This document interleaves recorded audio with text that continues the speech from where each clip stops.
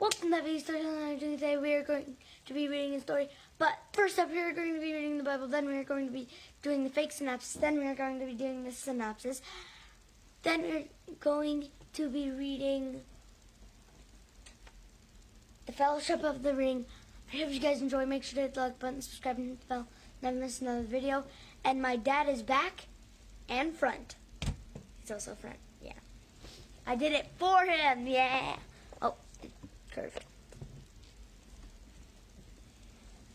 So, JJ, if you announce that we're doing the fake synopsis, then it takes away the fun of doing the fake synopsis. It's not fun for Kim.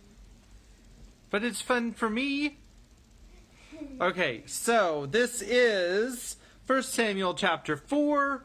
We're in the English Standard Version. Wait, no, I'm sorry. As You Were. 1 Samuel chapter 5. This is the English Standard Version of the Bible. My pillow is not situating correctly.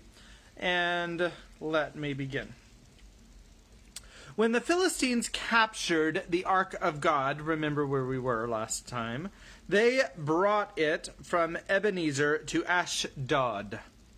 Then the Philistines took the Ark of God and brought it into the house of Dagon and set it up beside Dagon.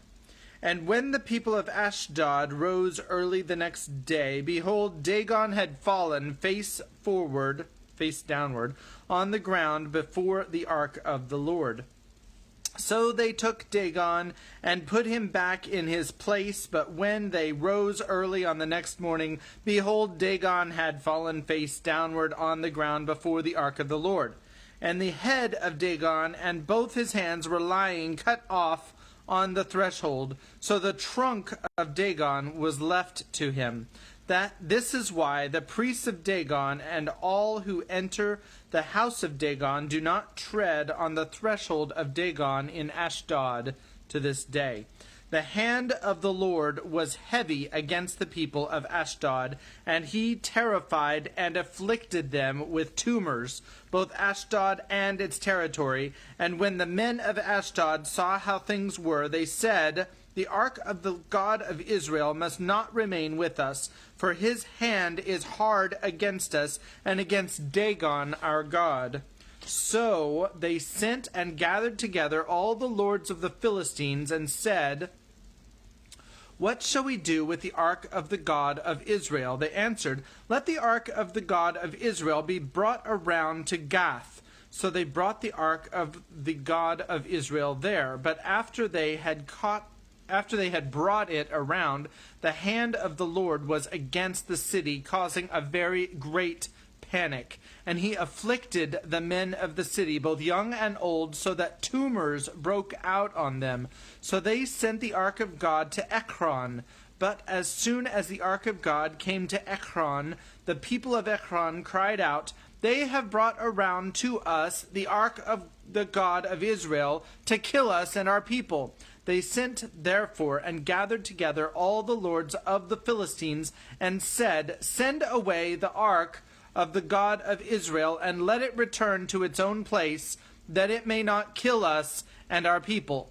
For there was a deathly panic throughout the whole city. The hand of God was very heavy there. The men who did not die were struck with tumors, and the cry of the city went up to heaven. That is the end of today's reading. That was a short reading. It was a short chapter, but it shows that God is not going to allow false prophets or false deities or anything like that. There's all kinds of theological things that you can take from that, but we won't get into that at this time. But if you want to, you can make your comments below, and that's fine. Okay, so yesterday, let's see, they were going on the Barrow Downs, and there was some kind of a mist, and I think we compared it to fog in Germany, and then they were scared, and they got lost, and they got separated, and then Frodo must have Frodo didn't die. Frodo, he, something about barrow whites, and there was some kind of weird hand thing that was going on, and Tom Bombadil saved them. He lost And the ring too, remember? did he lose the ring? Yeah. Oh, and that weird hand thing took it, and then they couldn't find it because it was attached to the weird hand thing, right? Mm-hmm. Oh, okay, yeah. Mm-hmm. Okay. And then the weird hand thing stayed invisible forever, and they never found the ring. The end. And the weird hand thing actually grabbed Tom Bombadil, remember? Oh, and pulled him Yeah, under yeah. under the earth. Yeah. All right. And Tom Bombadil went to go live with the Marshwiggles. Yeah. I love the big sounds. I love this. Okay, so I think Kimberly is too busy with her story to say what actually happened yesterday. I mean, too busy with her picture. Fine. All right, here she comes. The zombie. Hey, We're all zombies, don't we? real zombies they don't feel tired. Because they are not alive enough to feel tired. They're not alive enough to feel anything. So what happened in the last chapter was they all got captured by the weird hand thing, and The weird hand. It was a very weird chapter. yeah. That's actually a Oh, true you story. mean the thing that pulled Tom Bombadil under the earth? It honestly reminds me of something from a Zelda game that actually something from two different games. But I'm not gonna elaborate. JJ, that's enough. So they were all knocked out and sent into the cave. I'm gonna call it a cave because I'm not sure what it was. But they were like all covered in fancy jewelry and stuff, and there was this weird chanting, and the chanting turned into like a weird incantation. So Frodo, he thought, if I put on the ring, I can just run away, but then I'll be sad about everybody who I would leave to die. So he grabs like this sword that was nearby, and he stabs the thing. And it's... Did he cut off the hand? Yeah. And then he calls for Tom Bombadil, who then proceeds to get them all out and kill the hand thing. And then they take all the gold, and Tom Bombadil has a lot of it, and he just leaves it out for random people and animals to pick up as they would like. And my nose is a bit red for some reason. I don't know why.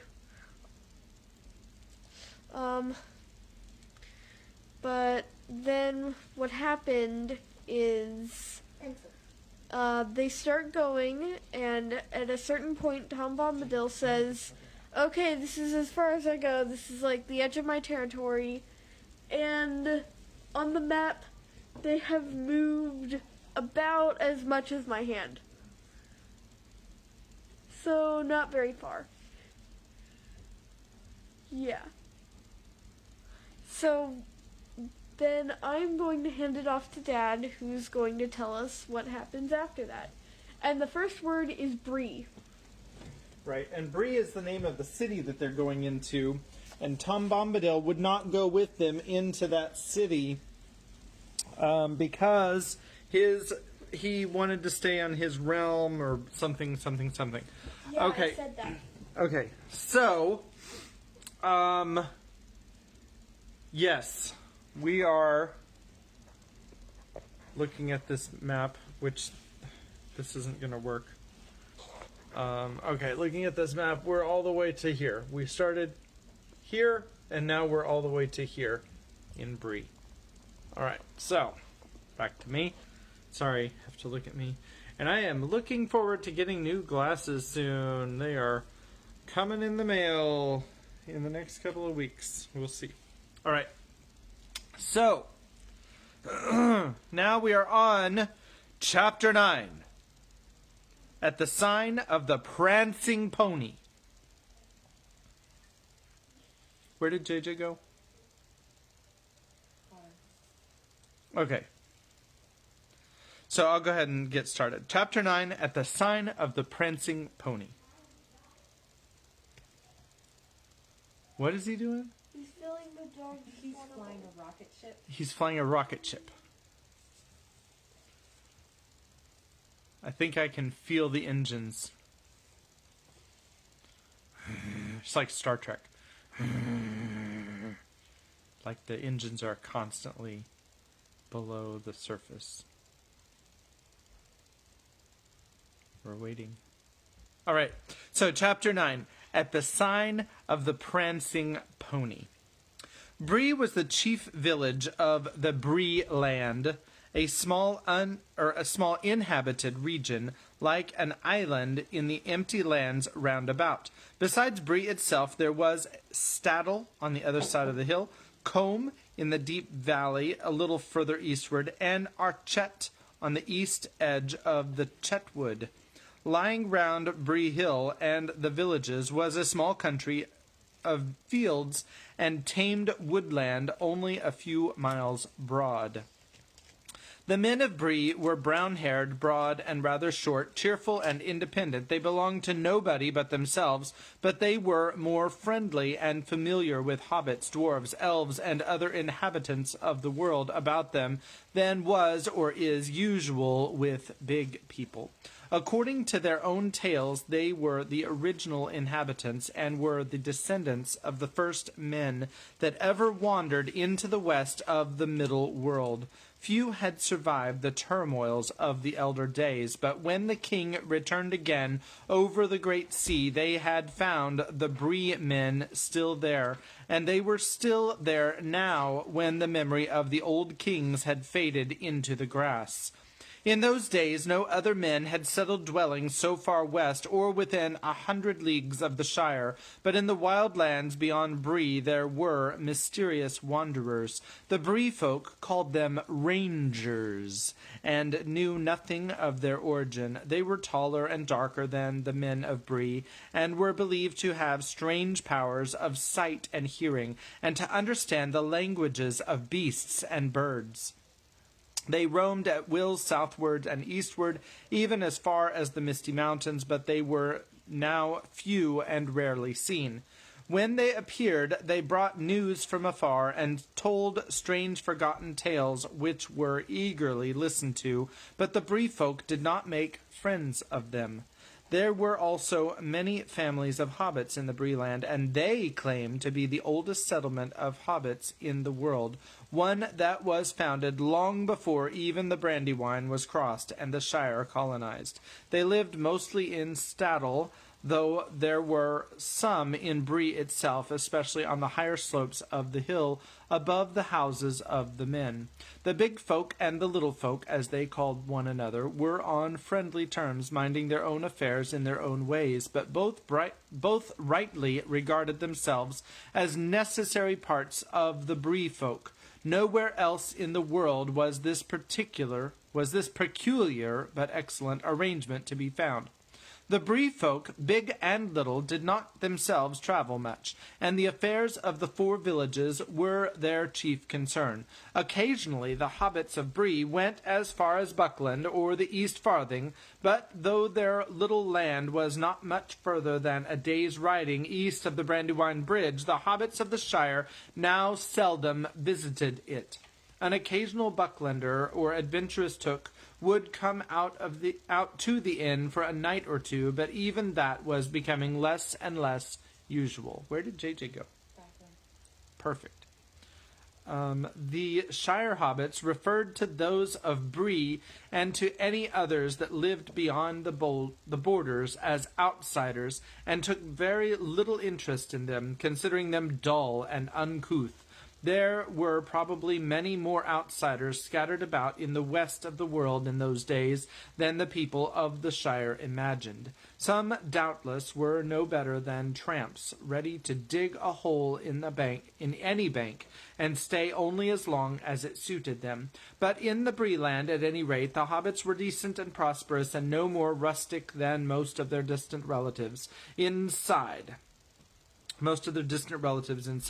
It was not yet forgotten that there had been a time when there was much coming and going between the Shire and Bree. There was Bree blood in the Brandybucks, by all accounts. The village of Bree had some 100 stone houses of the Bree folk, mostly above the road, nestling on the hillside, with windows looking west. On that side, running in more than half a circle from the hill and back to it, there was a deep dike with the thick hedge on the inner side. Over this the road crossed by a causeway, but where it pierced the hedge it was barred by a great gate. There was another gate in the southern corner where the road ran out of the village. The gates were closed at nightfall, but just inside them were small lodges for gatekeepers. Down on the road, where it swept to the right to go round the foot of the hill, there was a large inn. It had been built long ago when the traffic on the roads had been far greater. For Bree stood at an old meeting of ways. Another ancient road crossed the east road just outside the dike at the western end of the village, and in former days men and other folk of various sorts had travelled much on it.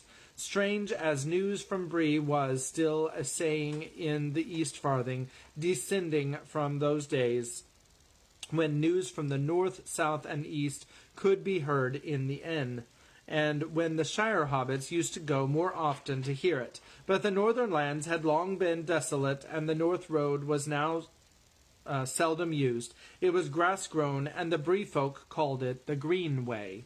The inn of Bree was still there, however, and the innkeeper was an important person. His house was a meeting place for the idle, talkative, and inquisitive among the inhabitants, large and small, of the 4 villages, and a resort of rangers and other wanderers, and for such travellers, mostly dwarves, as still journeyed on the east road to and from the mountains.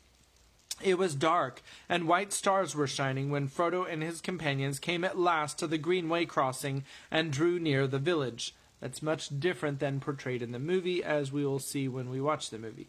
They came to the west gate and found it shut, but at the door of the lodge beyond it there was a man sitting. He jumped up and fetched a lantern and looked over the gate at them in surprise. "What do you want? And where did you come from?" he asked gruffly. "We are making for the inn here," answered Frodo. "We are journeying east and cannot go further tonight." "Hobbits! 4 hobbits, and what's more, out of the Shire by their talk," said the gatekeeper softly, and speaking to himself. He stared at them darkly for a moment, and then slowly opened the gate and let them ride through. "We don't often see Shire folk riding on the road at night," he went on, as they halted a moment by the door. "You'll pardon my wondering what business takes you away east of Bree. What may your names be, may I ask?" "Our names and our business are our own, and this does not seem a good place to discuss them," said Frodo, not liking the look of the man or his tone of voice. "Your business is your own, no doubt," said the man, "but it's my business to ask questions after nightfall." "We are hobbits from Buckland, and we have a fancy to travel and to stay at the inn here," put in Merry. "I am Mr. Brandybuck. Is that enough for you? The Bree folk used to be fair-spoken to travellers, or so I had heard."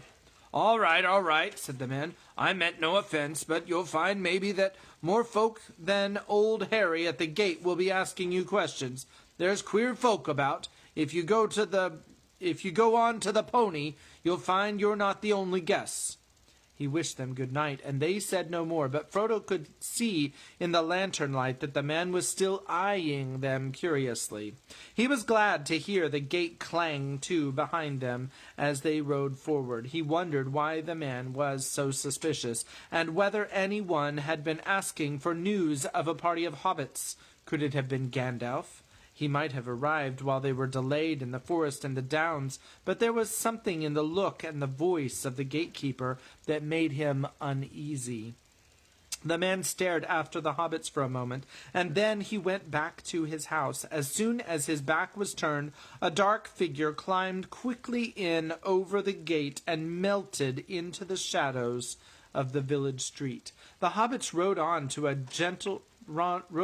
up a gentle slope, passing a few detached houses, and drew up outside the inn. The houses looked large and strange to them. Sam stared up at the inn with its 3 stories and many windows and felt his heart sink. He had imagined himself meeting giants taller than trees and other creatures even more terrifying some time or other in the course of his journey, but at the moment he was finding his first sight of men and their tall houses quite enough, indeed too much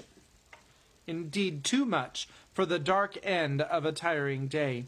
He pictured black horses standing all saddled in the shadows of the inn yard, and black riders peering out of dark upper windows.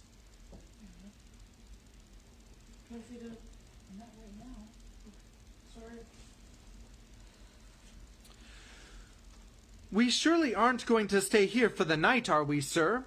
he exclaimed. "If there are hobbit folk in these parts, why don't we look for some that would be willing to take us in? It would be more homelike." "What's wrong with the inn?" said Frodo. "Tom Bombadil recommended it. I expect it's homelike enough." Inside, even from the outside, the inn looked a pleasant house to familiar eyes. It had a front on the door and 2 wings running back on the land, partly cut out of the lower slopes of the hill, so that at the rear the second-floor windows were level with the ground. There was a wide arch leading to a courtyard between the 2 wings, and on the left, under the arch, there was a large doorway reached by a few broad steps. The door was open, and light streamed out of it. Above the arch there was a lamp, and beneath it swung a large signboard. A fat white pony reared up on its hind legs. Over the door was painted in white letters, "The Prancing Pony," by Barliman Butterbur. Many of the lower windows showed lights behind thick curtains. As they hesitated outside in the gloom, someone began singing a merry song inside, and many cheerful voices joined loudly in the chorus. They listened to this encouraging sound for a moment, and then got off their ponies. The song ended, and there was a burst of laughter and clapping. They led their ponies under the arch, and leaving them standing in the yard, they climbed up the steps. Frodo went forward and nearly bumped into a short, fat man with a bald head and a red face. He had a white apron on and was bustling out of one door and in through another, carrying a tray laden with full mugs. "Can we—" began Frodo. "Half a minute, if you please," shouted the man over his shoulder, and vanished into a babble of voices and a cloud of smoke. In a moment he was out again, wiping his hands on his apron. "Good evening, little master," he said, bending over. "What may you be wanting?"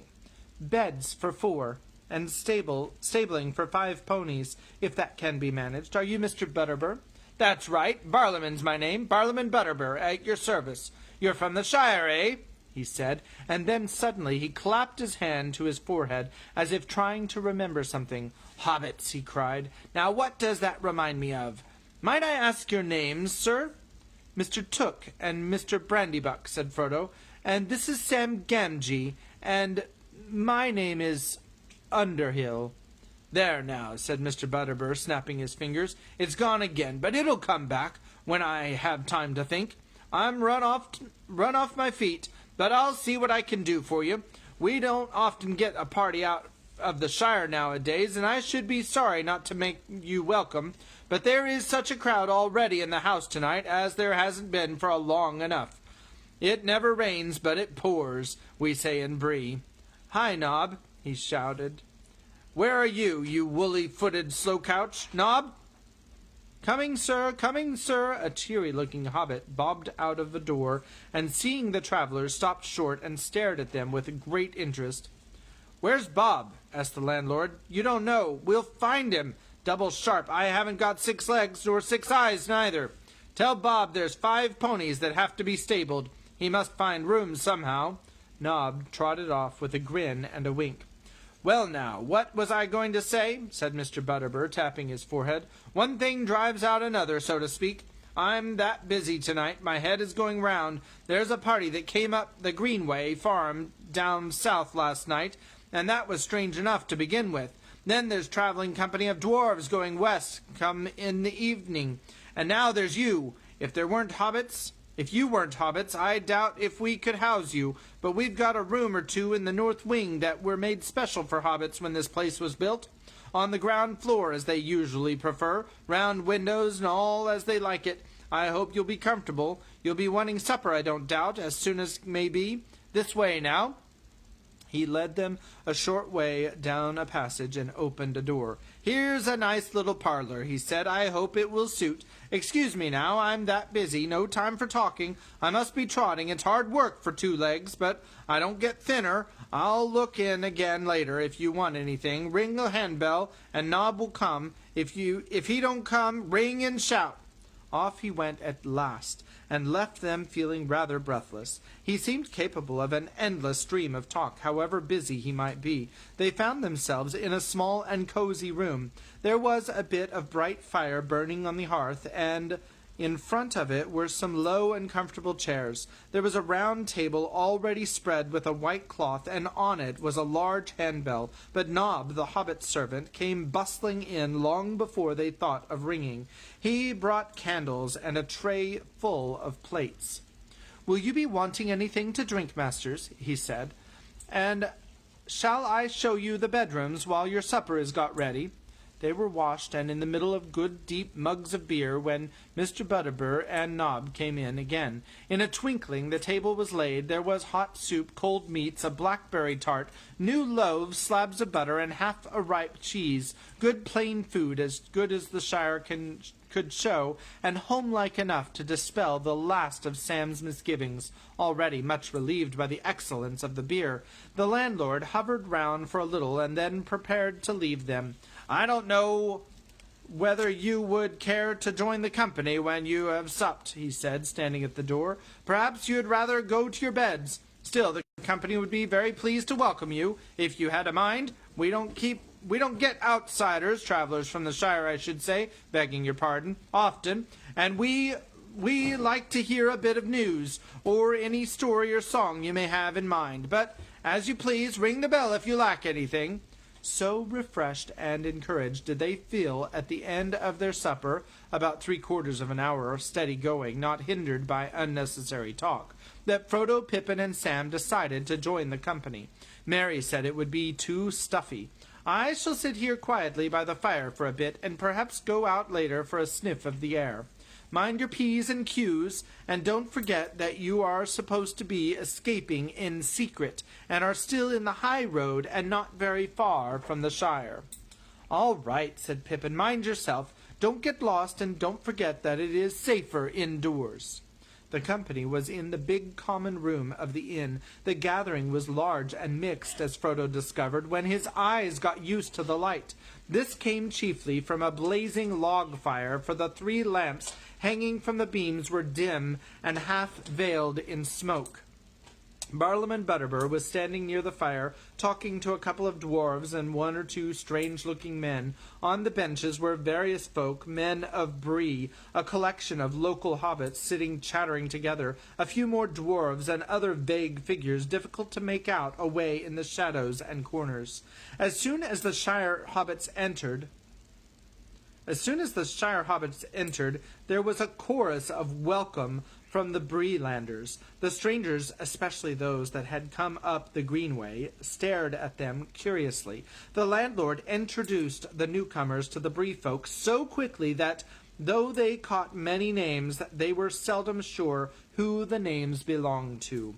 The men of Bree seemed all to have rather botanical, and the Shire folk rather odd, names like Rushlight, Goatleaf, Heathertoes, Appledore, Thistlewool, and Ferny, not to mention Butterbur. Some of the hobbits had similar names. The mugworts, for instance, seemed numerous, but most of them had natural names, such as Banks, Brockhouse, Longholes, Sandheaver, and Tunnelly, many of which were used in the Shire. There were several Underhills from Staddle, as they could not imagine sharing a name without being related. They took Frodo to their hearts, as a long-lost cousin. The Bree hobbits were, in fact, friendly and inquisitive, and Frodo soon found that some explanation of what he was doing would have to be given. He gave out that he was interested in history and geography, at which there was much wagging of heads, although neither of these words were much used in the Bree dialect. He said he was thinking of writing a book, at which there was silent astonishment, and that he and his friends wanted to collect information about hobbits living outside the Shire, especially in the eastern lands. At this, a chorus of voices broke out. If Frodo had really wanted to write a book and had had many ears, he would have learned enough for several chapters in a few minutes. And if that was not enough, he was given a whole list of names, beginning with old Barliman here, to whom he could go for further information. But after a time, as Frodo did not show any sign of writing a book on the spot, the hobbits returned to their questions about doings in the Shire. Frodo did not prove very communicative, and he soon found himself sitting alone in a corner, listening and looking around. The men and dwarves were mostly talking of distant events and telling news of a kind that was becoming only too familiar. There was trouble away in the south, and it seemed that the men who had come up the Greenway were on the move, looking for lands where they could find some peace. The Bree folk were sympathetic, but plainly not very ready to take large number of strangers into their little land. One of the travelers, a squint-eyed, ill-favored fellow, was foretelling that more and more people would be coming north in the near future. If room isn't found for them, they'll find it for themselves. They've a right to live, same as other folk, he said loudly. The local inhabitants did not look pleased at the prospect. The hobbits did not pay much attention to all this, and it did not at the moment seem to concern hobbits. Big folk could hardly beg for lodgings in hobbit holes. They were more interested in Sam and Pippin, who were now feeling quite at home, and were chatting gaily about events in the Shire. Pippin roused a good deal of laughter with an account of the collapse of the roof of the town hall in Michaeldelving. Will Whitfoot, the mayor, was the fattest hobbit in the West Farthing, had been buried in chalk and came out like a floured dumpling, but there were several questions asked that made Frodo a little uneasy. One of the Bree-lenders, who seemed to have been in the Shire several times, wanted to know where the Underhills lived and who they were related to. Suddenly, Frodo noticed that a strange-looking, weather-beaten man sitting in the shadows near the wall was also listening intently to the hobbit talk. He had a tall tankard in front of him and was smoking a long-stemmed pipe curiously carved. His legs were stretched out before him, showing high boots of supple leather that fitted him well, but had seen much wear and were now caked with mud. A travel-stained cloak of heavy dark green cloth was drawn close about him, and in spite of the heat of the room he wore a hood that overshadowed his face, but the gleam of his eyes could be seen as he watched the hobbits. "Who is that?" Frodo asked, when he got a chance to whisper to Mr. Butterbeer. "I don't think you introduced him." "Him?" said the landlord in an answering whisper, cocking an eye without turning his head. "I don't rightly know. He's one of the wandering folk, rangers we call them. He seldom talks, but what he can tell a rare tale when he has the mind. He disappears for a month or a year, and then he pops up again. He was in and out pretty often last spring, but I haven't seen him about lately. What his right name is I've never heard, but he's known round here as Strider. Goes about at a great pace on his long shanks, though he don't tell nobody what cause he has to hurry. But there's no accounting for east or west, as we say in Bree, meaning the rangers and the shire folk, begging your pardon. Funny you should ask about him." But at that moment Mr. Butterbeer was called away by a demand for more ale, and his last remark remained unexplained. Frodo found that Strider was now looking at him as if he had heard or guessed all that had been said. Presently, with a wave of his hand and a nod, he invited Frodo to come over and sit by him. As Frodo drew nearer, he threw back his hood, showing a shaggy head of dark hair flecked with gray, and in a pale, stern face a pair of keen gray eyes. "I am called Strider," he said in a low voice. "I am very pleased to meet you, Master Underhill, if old Butterbeer got your name right." "He did," said Frodo stiffly. He felt far from comfortable under the stare of those keen eyes. "Well, Mr. Underhill," said Strider, "if I were you, I should stop your young friends from talking too much. Drink, fire, and chance meeting are pleasant enough, but, well, this isn't the Shire. There are queer folk about, though I say it as shouldn't you may think," he added with a wry smile, seeing Frodo's glance. "And there have been even stranger travelers through Bree lately." He went on, watching Frodo's face. Frodo returned his gaze, but said nothing, and Strider made no further sign. His attention seemed suddenly to be fixed on Pippin. To his alarm, Frodo became aware that the ridiculous young Took, encouraged by his success with the fat mayor of Michael Delving, was now actually giving a comic account of Bilbo's farewell party. He was already giving an imitation of the speech, and was drawing near to the astonishing disappearance. Frodo was annoyed. It was a harmless enough tale for most of the local hobbits, no doubt, just a funny story about those funny people away beyond the river, but some, old Butterbeer for instance, knew a thing or two and had probably heard rumors long ago about Bilbo's vanishing. It would bring the name of Baggins to their minds, especially if there had been inquiries in Bree after that time. Frodo fidgeted, wondering what to do. Pippin was evidently much enjoying the attention he was getting, and had become quite forgetful of their danger. Frodo had a sudden fear that in his present mood he might even mention the ring, and that might well be disastrous. "You'd better do something quick," whispered Strider in his ear. Frodo jumped up and stood on the table and began to talk. The attention of Pippin's audience was disturbed. Some of the hobbits looked at Frodo and laughed and clapped, thinking that Mr. Underhill had taken as much ale as was good for him. Frodo suddenly felt very foolish, and found himself, as was his habit when making a speech, fingering the things in his pocket. He felt the ring on its chain, and quite unaccountably the desire came over him to slip it on and vanish out of the silly situation. It seemed to him somehow as if the suggestion came to him from outside, from someone or something in the room. He resisted the temptation firmly, and clasped the ring in his hand as if to keep a hold on it and prevent it from escaping or doing any mischief. At any rate, it gave him no inspiration. He spoke a few suitable words, as they would have said in the Shire. "We're all very much gratified by the kindness of your reception, and I venture to hope that my brief visit will help to renew the old ties of friendship between the Shire and Bree." And then he hesitated and coughed. Everyone in the room was now looking at him. "A song!" shouted one of the hobbits. "A song! A song!" shouted all of the others.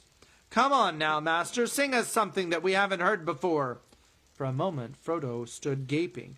Then, in desperation, he began a ridiculous song that Bilbo had been rather fond of, and indeed rather proud of, for he had made up the words himself.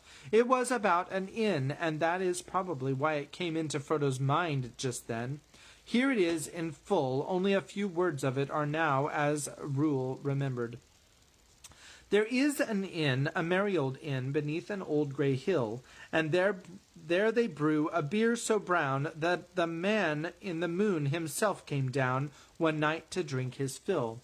The ostler has a tipsy cat that plays a 5-string fiddle, and up and down he runs his bow, now squeaking high, now purring low, now sawing in the middle. The landlord keeps a little dog that is mighty fond of jokes. When there's good cheer among the guests, he cocks an ear at all the jests, and laughs until he chokes. They also keep a horned cow, as proud as any queen, but music turns her head like ale, and makes her wave her tufted tail, and dance upon the green. And oh, the rows of silver dishes, and the store of silver spoons! For Sunday there's a special pair, and these they polish up with care on Saturday afternoons. The man in the moon was drinking deep, and the cat began to wail. A dish and a spoon on the table danced, the cow in the garden madly pranced, and the little dog chased his tail. The man in the moon took another mug, and then rolled beneath his chair, and there he dozed and dreamed of ale, till in the sky the stars were pale, and dawn was in the air. Then the ostler said to his tipsy cat, the white horses of the moon, they neigh and champ their silver bits, but their master's been and drowned his wits, and the sun'll be rising soon. So the cat on his fiddle played hey diddle diddle, a jig that would wake the dead. He squeaked and sawed and quickened the tune, while the landlord shook the man in the moon. It's after 3, he said. They rolled the man slowly up the hill and bundled him into the moon, while his horses galloped up in rear, and the cow came capering like a deer, and a dish ran up with the spoon. Now quicker the fiddle went deedle-dum diddle, the dog began to roar, the cow and the horses stood on their heads, the guests all bounded from their beds and danced upon the floor. With a ping and a pong the fiddle strings broke, the cow jumped over the moon, and the little dog laughed to see such fun, and the Saturday dish went off at a run with the silver Sunday spoon. The round moon rolled behind the hill as the sun raised up her head. She hardly believed her fiery eyes, for though it was a day to her surprise, they all went back to bed. There was a loud and long applause. Frodo had a good voice, and the song tickled their fancy. "Where's old Barley?" they cried. "He ought to hear this. Bob ought to learn this cat and the fiddle, and then we'd have a dance." They called for more ale and began to shout, "Let's have it again, master! Come on now, once more!" They made Frodo have another drink, and then began his song again, while many of them joined in, for the tune was well known, and they were quick at picking up words. It was now Frodo's turn to feel pleased with himself.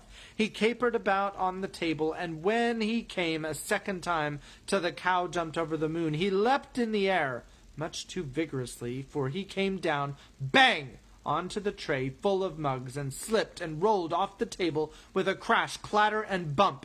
The audience all opened their mouths wide for laughter and stopped short in gaping silence, for the singer disappeared. He simply vanished, as if he had gone slap through the floor without leaving a hole.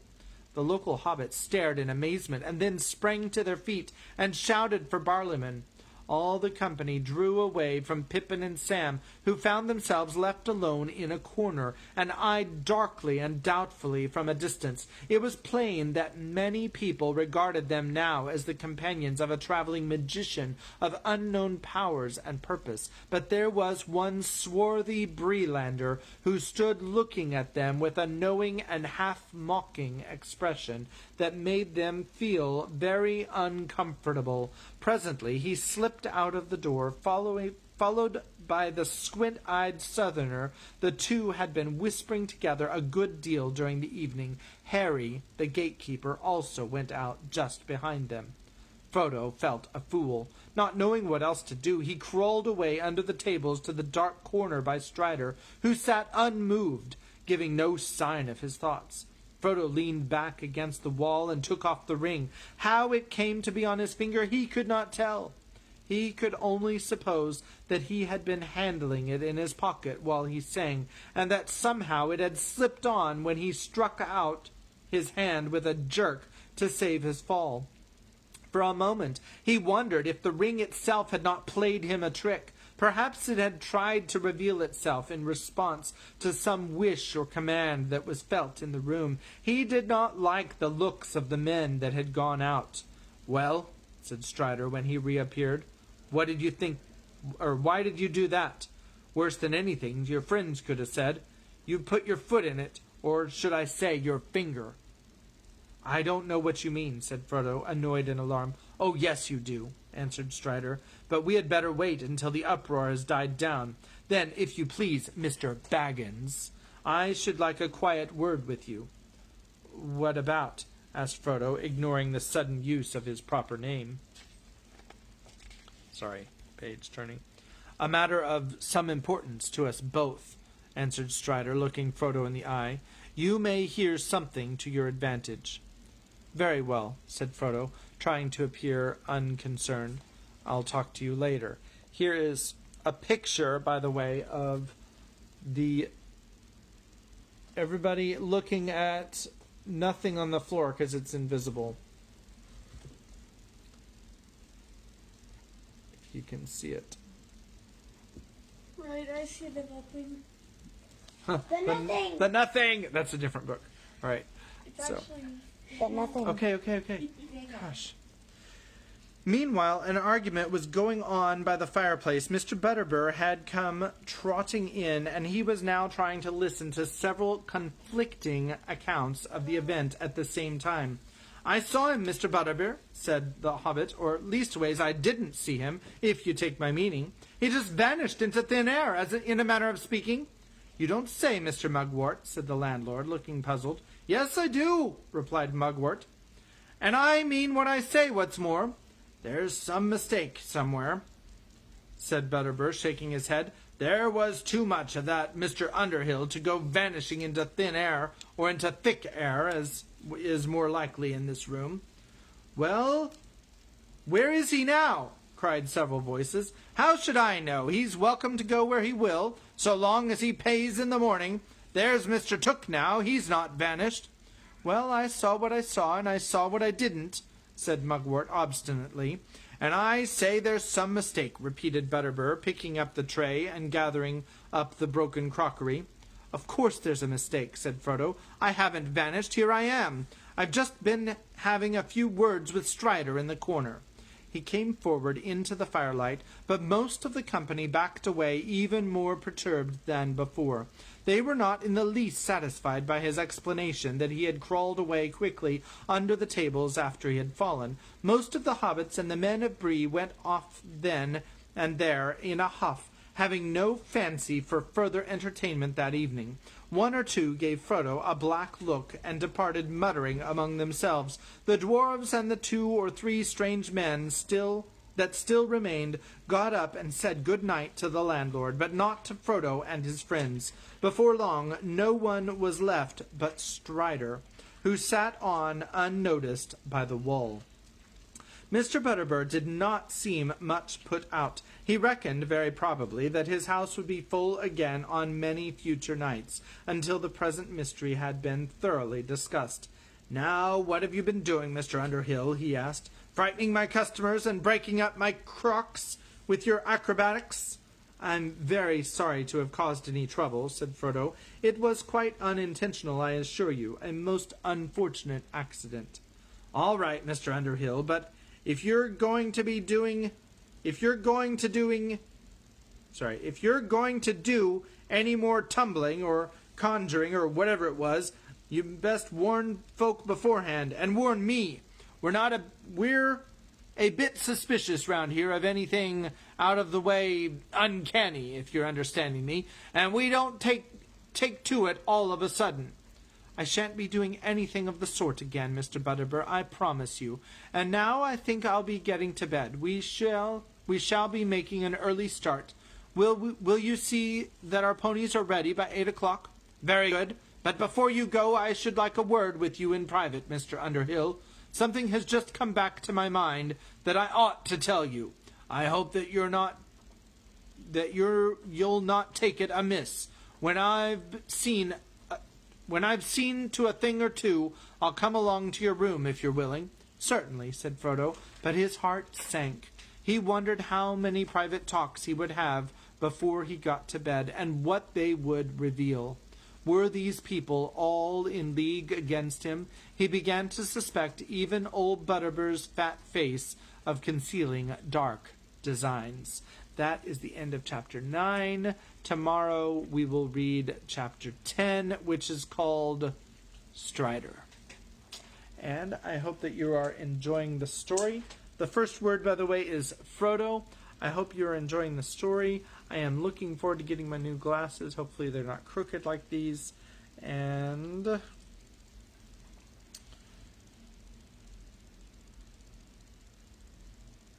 right, your glasses are crooked. did you just notice that? Oh my gosh. Yep, first time ever.